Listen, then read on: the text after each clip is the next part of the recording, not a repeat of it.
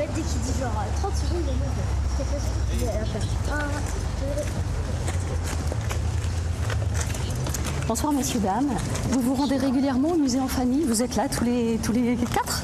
Bah écoute, ouais, ça nous arrive évidemment. Il y a une programmation quand même assez riche à Bordeaux. Donc c'est vrai qu'on se déplace. Et ce soir particulièrement parce que c'est la nuit des musées et c'est un moment un peu différent, je trouve. Et pourquoi vous avez choisi ce soir le musée des Beaux-Arts? Ouais, alors là c'est particulier, on avait justement un atelier avec Zoé. Donc c'était l'occasion de venir sur ce musée, mais on ne va pas faire que ça d'ailleurs, on a d'autres musées à aller voir. Alors moi ce que je vous propose c'est de rentrer, vous allez commencer votre visite, on se retrouvera régulièrement au fil de la soirée. D'accord. On rentre.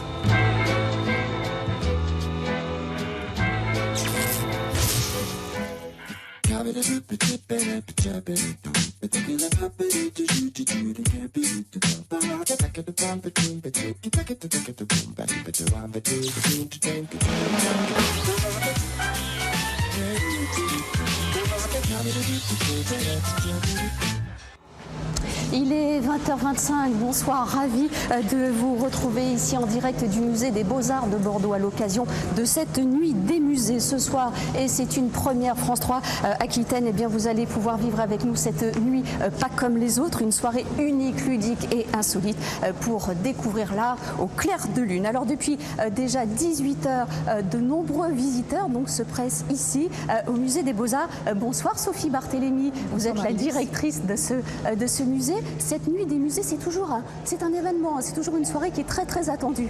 C'est une soirée très attendue et très inhabituelle puisque la soirée débute à une heure à laquelle le musée d'habitude ferme ses portes. Donc c'est un moment tout à fait privilégié et un moment festif, convivial, où tous les publics se côtoient, se rencontrent. C'est la fête pour tous. Sophie, c'est une soirée unique et c'est même une soirée qui a un petit côté magique. C'est un petit côté magique. Alors déjà, ça se passe le soir. À la nuit, la commence progressivement à tomber et le musée devient un lieu effectivement plus intimiste, plus mystérieux. Les œuvres s'animent dans cette demi-pénombre et effectivement, peut-être aussi que cette ambiance nocturne instaure une proximité peut-être plus immédiate avec les visiteurs. Et pour vous, c'est bien sûr un temps fort de l'année. Alors, chez nous, en Aquitaine, la nuit des musées réserve bien des surprises. Et vous allez voir, les propositions sont multiples. Tous les arts se donnent rendez-vous. Suivez-nous ce soir. Nous vous emmenons à Bayonne, au Muséum d'histoire naturelle, seul muséum de France implanté au sein d'un espace naturel protégé. Un endroit unique pour le doyen des musées bayonnais. Nous nous rendrons aussi à Biscarrosse, au bord du lac, sur l'ancienne base aérienne Latécoère, là où se situe le musée de l'hydraviation et où les visiteurs se pressent déjà. Mais tout de suite, je vous propose de partir à Périgueux, en plein cœur de la ville, au musée Vézuna, le musée archéologique unique conçu par l'architecte Jean Nouvel et qui propose une nuit des musées au Proche-Orient. Émilie, bonsoir. Je crois que chez vous, c'est vraiment une atmosphère toute particulière qui règne en ce moment dans ce musée gallo-romain. Imaginez, Marilus, un pont entre l'Orient et l'Occident, un parallèle entre l'Antiquité et l'actualité. Voilà ce que nous a concocté ce soir le musée Vézuna. Je m'explique. Tout d'abord, une exposition dédiée au temple de Bel à Palmyre en Syrie, des centaines de photos de missions archéologiques prises entre 1910 et 1956. Un site aujourd'hui entièrement et malheureusement détruit par Daesh. Et puis en face de nous, eh bien, Vézuna, préservé dans cet écrin magnifique, une demeure gallo-romaine, mais aussi un temple dédié à une divinité locale. Vous l'avez compris, Vézuna et le temple de Bel à Palmyre ont les mêmes origines, mais pas le même destin. C'est donc un voyage que vous proposent ce soir les équipes du musée, une réflexion à l'occasion de cette nuit des musées autour du patrimoine de guerre. Merci beaucoup, Émilie. Sophie Barthélémy, on le voit ici autour de nous, beaucoup de jeunes, beaucoup de familles. C'est également le cas dans les autres musées de notre région. Cette nuit des musées permet, vous le disiez, vraiment d'attirer un nouveau public, peut-être un public qui n'a pas l'habitude de pousser la porte des musées. Tout à fait. Je pense qu'aussi la foule attire la foule et peut-être que des personnes qui habituellement n'osent pas franchir le seuil de nos musées, eh bien ce soir-là, ils viennent parce qu'ils savent que c'est un moment privilégié pour eux. ils se retrouvent autour de ce patrimoine qui est commun à tous. C'est aussi une soirée exceptionnelle puisque l'accès du musée est exceptionnellement gratuit. Et puis comme je le disais, il ouvre à une heure à laquelle habituellement le musée est fermé. Alors visiter un musée la nuit, c'est évidemment une expérience tout à fait singulière. Est-ce que cette ambiance nocturne peut donner un autre sens à la visite ? Oui, je pense, comme je le disais tout à l'heure, je pense que cette ambiance nocturne instaure vraiment une autre relation avec les œuvres, une proximité peut-être, plus intime. Et récemment, nous avons organisé une nocturne étudiante. On sait que les étudiants sont des noctambules avérés. Et c'est vrai que ça a été vraiment une très belle opération qui a été très appréciée parce que aussi le musée pouvait être visité la nuit. Et je pense que c'est une dimension qui séduit le public parce que ça donne effectivement, comme vous le disiez si bien, un côté magique, un petit peu peut-être fantastique, surréaliste. C'est vrai que c'est une ambiance tout à fait particulière. Alors moi, ce que je vous propose, c'est de partir tout de suite à Biscarrosse, au musée de l'hydraviation, un musée unique en Europe et où nous attend Ludivine Tachon.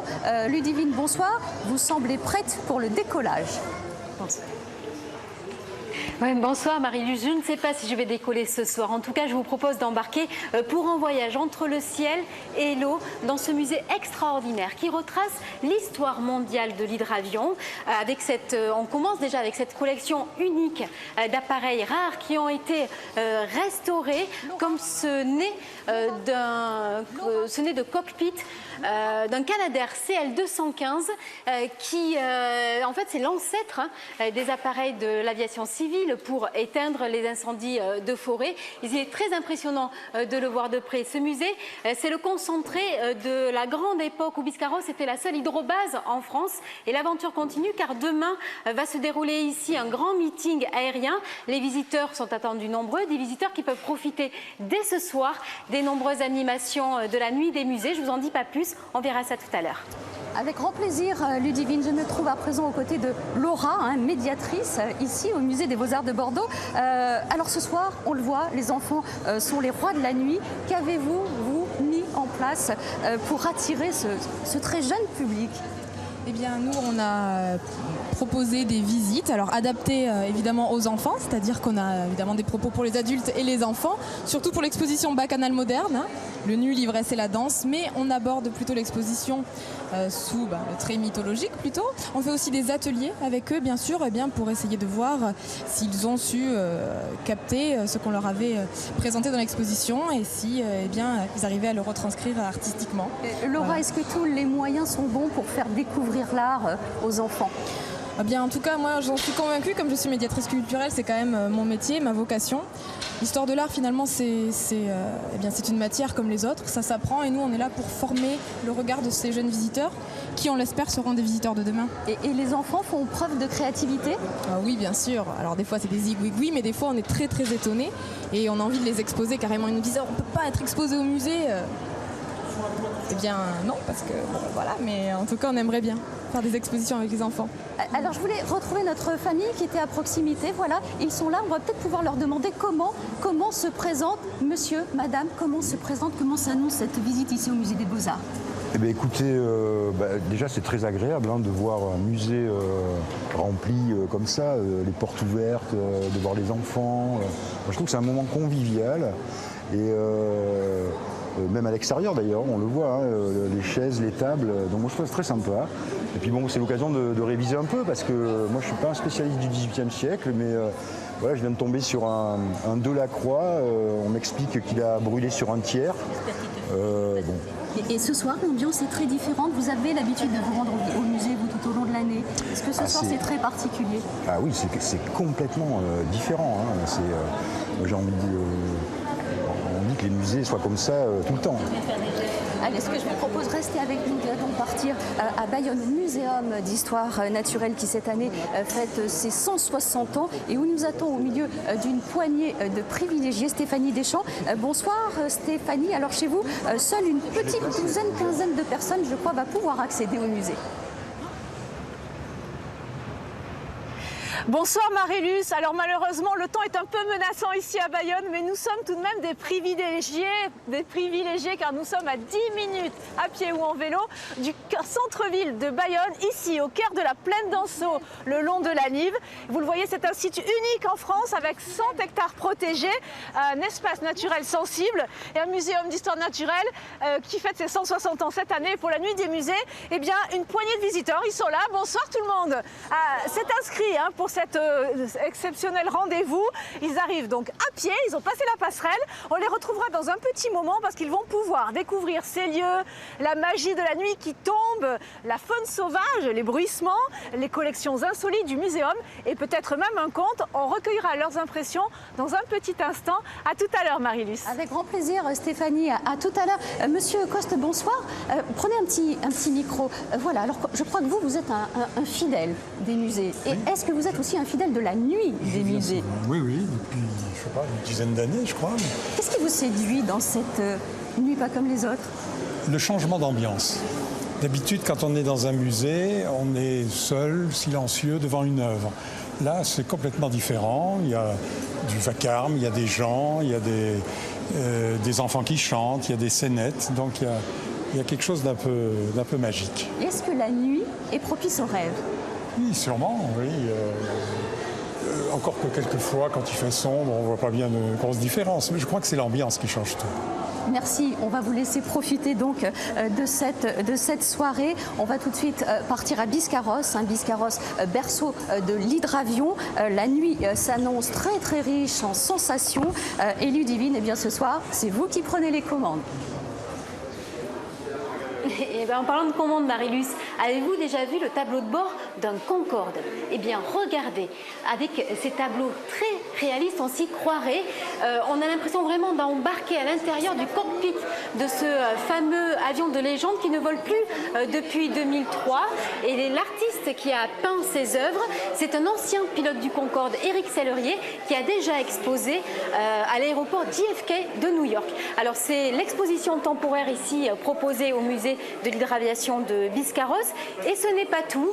Bonsoir, bonsoir Pierre Fontaine. Bonsoir. Vous nous proposez ici de prendre des commandes de l'hydravion. Oui, tout à fait. L'Association des Amis du Musée a eu l'idée, en accord avec la directrice Madame Bergès, de développer un aspect ludique de l'hydraviation en investissant dans un simulateur de vol qui est destiné aux écoles qui viennent en visite au musée. Donc ça fait une animation. Allez, en parlant de jeunes, on va s'approcher justement de ce simulateur de vol avec des collégiens qui passent le brevet d'initiation aéronautique et Antoine qui est aux commandes de l'hydravion. Antoine, on s'y croirait vraiment? C'est vrai que ce simulateur de vol se rapproche beaucoup de la réalité. Ouais, effectivement. Alors est-ce qu'on peut... Ouais. On va décoller d'ailleurs Antoine tout de suite. Un décollage. On décolle, donc là on peut choisir la météo, on peut choisir la vitesse, on est vraiment, vraiment aux manettes de l'avion. Hein. Parfaitement, voilà. Et donc là Antoine, qu'est-ce que tu vas faire? Tu vas survoler Biscarrosse, les lacs de Biscarrosse? Donc là on va décoller de l'aéroport de Bordeaux, Bordeaux-Mérignac, et nous allons faire un petit vol au-dessus d'Arcachon, sur le bassin. Ok, donc c'est parti pour le décollage. Je rentre le train d'atterrissage. Pierre, cet hydravion, en fait, on va peut-être le voir bientôt à Biscarrosse. Oui, tout à fait, puisque nous avons en simulation le Grumman Albatros que nous avons acheté avec l'aide de la municipalité. Ce Grumman Albatros est en cours de restauration dans les ateliers du musée et sera exposé sur l'esplanade à la fin de l'année, théoriquement. Pierre, ce simulateur ici, dans le musée, tout le monde peut l'utiliser, les enfants, les adultes? Ah mais absolument, si vous voulez faire un essai, il n'y a aucun problème. Antoine, je reviens vers toi, donc le vol se passe bien? Le vol se passe parfaitement, oui, les conditions météo sont très favorables. Ça reprend. Alors, est-ce qu'on a la sensation, est-ce qu'on peut amérir avec cet hydravion, avec ce simulateur? Alors, avec ce simulateur, oui, nous pouvons amérir. Avec cet appareil, oui, comme vous pouvez voir ici, les deux flotteurs justement qui permettent justement de le faire atterrir sur l'eau. Pierre, c'est vraiment quelque chose qui amène un plus ici au musée. Ah, tout à fait, tout à fait. Et je pense que là, il y a énormément d'enfants qui attendent pour pouvoir faire un tour. Alors on va laisser la place. Merci Pierre. Je vous rappelle qu'ici à Biscarrosse, demain, il y a un grand meeting aérien avec des démonstrations d'avions de légende. Mais en attendant, venez visiter le musée jusqu'à minuit ce soir. Avec grand plaisir, Ludivine, on sera là demain et on vous souhaite évidemment un bon vol. Conditions idéales à Biscarrosse, ici à Bordeaux, c'est un petit peu plus orageux. J'ai retrouvé notre petite famille que nous allons suivre donc jusqu'à 20h50. Zoé, comment se passe cette visite? Très très bien. On visite quelques tableaux et puis avant j'ai chanté quelques chants avec le maître et elle se passe très bien. Louise, est-ce que c'est important de partager avec votre fille ce soir ces émotions artistiques? Absolument, c'est fondamental. Effectivement, nous, la Nuit des musées, c'est une manifestation qu'on aime beaucoup, justement parce que c'est très ouvert, qu'il y a plein de manifestations pour les enfants. Et là, en l'espèce, elle a un maître d'école qui les a fait travailler sur des projets, réfléchir aux œuvres. Moi, je trouve ça très important d'amener les enfants à l'école, de les faire réfléchir, de leur faire rencontrer des choses belles. Et c'est un super projet. Eh bien, on vous laisse profiter donc de cette soirée. On part tout de suite à Périgueux, au musée Vézuna, où l'on peut, Émilie, assister à des lectures de contes. Effectivement, ils sont en train de s'installer derrière moi, Marie-Luce. Ils vont lire quelques passages du Promeneur d'Alep de Niroz Malek, sorte de témoignage poétique d'un écrivain plongé dans la guerre. Vous l'avez compris, hein, c'est une immersion que vous propose le musée Vézuna ce soir pour cette soirée exceptionnelle, pensée et imaginée par Guillaume Cournil. Bonsoir, vous avez une drôle de photo dans les mains. C'est une photo de Palmyre, d'un chapiteau avec des feuilles d'acanthe magnifiques. Et tous les visiteurs ont en leur possession une telle photo. C'est le principe de l'exposition. L'idée, c'était d'essayer de faire en sorte que les gens puissent s'approprier ce patrimoine. C'est un peu le principe de la Nuit des musées. Les gens viennent se rapprocher de leur patrimoine. Et donc, on a choisi d'insister sur ce parallèle entre les deux villes, de confier une image. Et c'est le public qui fait l'accrochage, en fait. Ils vont faire un tour dans le musée, ils vont participer à la soirée, ils vont pouvoir comparer ce qu'ils ont dans les mains et ce qu'on voit dans le musée. Ils vont voir qu'il y a des similitudes absolument claires. Voilà. Et à la fin, ils feront l'accrochage. Totalement participatif. C'est ça. Totalement participatif. Et ça contribue, j'imagine, vous l'espérez, à une prise de conscience sur la conservation du patrimoine. C'est la deuxième idée. C'est-à-dire qu'on a choisi d'insister sur le fait que Vézuna et Palmyre sont dans le même monde à cette époque-là et que la mémoire de ces lieux, c'est une mémoire qui doit se conserver. Et elle se conserve comment? Elle se conserve par le travail des archéologues et aussi par la conscience que les gens peuvent avoir de l'intérêt de ces sites. En gros, à Palmyre, il y a eu des destructions, des gens qui détruisent des sites. Ici, nous, on les conserve. On investit, on les montre, on essaye de faire en sorte que les gens puissent conserver leur lien, le lien avec le passé. En gros, quand on est un citoyen, avoir son lien avec le passé comme ça, c'est quelque chose qui permet d'agir sur sa vie, quoi. Donc voilà, on est là pour ça, les musées, ça sert à ça aussi. Bon, pour la petite prise de conscience, pour la piqûre de rappel, pour découvrir Vézuna, c'est jusqu'à ce soir, minuit, mais aussi tout au long de l'année. Et puis l'exposition, c'est jusqu'au 10 juin, Marie-Luce, sur Palmyre. Merci Émilie, on revient vous voir un petit peu plus tard au cours de cette soirée. Et puis ce soir, eh bien, des élèves de l'école Paul Bert de Bordeaux participent également sous la houlette de leur professeur Jean-Luc Destruau à cette nuit des musées. Bonjour, merci de nous accorder un petit peu de votre temps. Alors vous, avec vos élèves de CE2, vous participez à l'opération La Classe, l'œuvre. Et ce soir, vous venez présenter le fruit de votre travail. De quoi s'agit-il? Alors c'est un travail autour de 4 œuvres du musée que les enfants ont déjà vues in situ dans les collections. Et puis nous avons travaillé autour de 4 chants en langues étrangères autour de ces œuvres. Un chant en allemand, en breton, en espagnol, puisque les enfants apprennent l'espagnol dans cette école, et un chant en français, bien sûr. Alors, vous chantez devant une grande marine, signée Théodore Gudin. Pour vous approprier cette œuvre, vous avez dû venir très régulièrement au musée durant cette année scolaire. Voilà, effectivement, nous avons privilégié les grands formats pour que les élèves puissent s'asseoir devant, garder un contact intime avec l'œuvre. C'est une œuvre aussi sur le thème du mouvement, donc on a mimé le mouvement des vagues, et on s'est aperçu que c'est un travail d'atelier. Ce n'est pas évident pour les enfants d'imaginer qu'un peintre a pu aller en pleine mer peindre ce tableau, quoi. Et toi, Charlie, alors on va te poser la question, qu'est-ce qui t'a plu dans ce travail avec ton maître? On a travaillé et on a appris des choses en même temps de chanter. Ça, ce que j'ai trouvé bien. Quel souvenir, toi, tu garderas de cette soirée? Bah, qu'on m'a interviewé et voilà. Tu vas régulièrement au musée avec tes parents, c'est quelque chose que tu as l'habitude de faire? Oui. Et ça t'ennuie ou tu aimes aller au musée? Oui. Oui, bien sûr. Jean-Luc, regarder une œuvre d'art, ça s'apprend? Bien sûr, il faut éduquer le regard, il faut se poser devant une œuvre d'art, il faut se questionner avant que celui qui sait donne les réponses, les détails techniques, l'historique de l'œuvre. Voilà. Donc c'est très important de se confronter à l'œuvre d'art authentique. Donc c'est important d'aller au musée. Voilà, c'est important d'aller au musée. Et puis ce soir, eh bien, en fin d'émission, nous allons donc vous écouter, puisque vous proposiez à 18h cet après-midi des chants donc, avec votre classe. Merci à tous les deux. Alors, des ambiances insolites, des ambiances uniques, c'est aussi ce que propose la nuit des musées. C'est notamment le cas ce soir à Bayonne, au Muséum d'histoire naturelle, là où vous vous trouvez, Stéphanie. Et oui, ce sont presque des VIP dans ce site unique en France. Ils sont 18 seulement à accéder en privilégié à cette ouverture nocturne du domaine. Et on les comprend. Alors tout à l'heure, il y avait les grenouilles qui croissaient parce qu'il faisait vraiment très beau. Là, il pleut, elles se sont tues. Mais elles fêtent elles aussi la nuit des musées, un véritable orchestre. Ben, ici, on est dans un site de patrimoine naturel protégé. On retrouve Cathy, c'est l'une de ces 18 privilégiés. Bonsoir Cathy. Bonsoir. Vous avez justement le sentiment d'être privilégiée ce soir? Oui. Oui, très privilégié, puisque d'habitude la plaine est fermée la nuit, donc c'est une chance que de temps en temps, justement pour des raisons d'animation ou quoi que ce soit, ils nous permettent de venir. Et c'est pour ça que j'essaye de m'inscrire, parce que la nuit, ça a toujours un certain charme. Oui, qu'est-ce que vous voulez découvrir ce soir? Ce soir, je crois qu'on va découvrir le musée d'histoire naturelle, et je crois qu'on va découvrir une exposition qui a lieu dans la maison des Barthes, juste à côté. Vous me disiez aussi que vous attendiez d'entendre et de voir cette faune nocturne. Mais oui, tout à fait, parce que déjà, en plein jour, il y a aussi beaucoup d'animaux qui sont cachés, qui sont aussi des animaux nocturnes. Et puis, en plus, la nuit, donc, ils sont plus dans leur élément, et comme ils sont habitués à ce que la plaine soit fermée.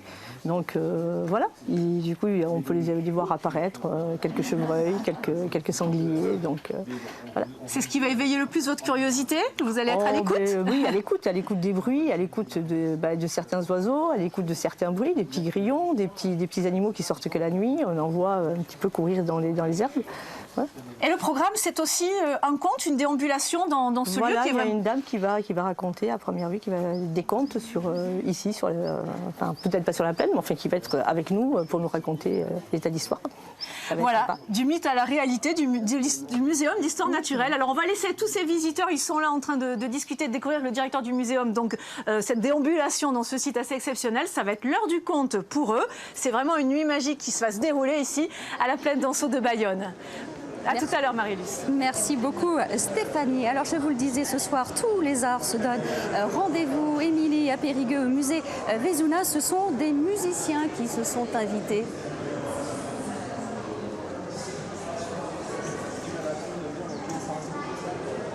La flûte arabe, cet instrument joué par Maurice Moncosé. Maurice, bonsoir. Vous avez la lourde tâche d'accompagner les visiteurs dans leur déambulation ce soir. C'est pas une lourde tâche, c'est un grand plaisir. C'est un grand plaisir. Et de jouer au pied de ces vestiges gallo-romains. Alors jouer au pied de ces vestiges et dans cette lumière, je crois que ce sera une des soirées dont je me souviendrai toujours. Alors on est un peu au Moyen-Orient grâce à vous, grâce à cet instrument que vous avez là. Expliquez-nous son origine. Tout simplement, c'est une flûte de roseau, le roseau qui pousse au bord des lacs, au bord des rivières. C'est une flûte qui a la particularité d'avoir une embouchure extrêmement simple, c'est-à-dire que le bord du tube, du tuyau, est simplement aiguisé comme ça, un peu biseauté, et on le pose comme ça, on souffle sur le bord du tube.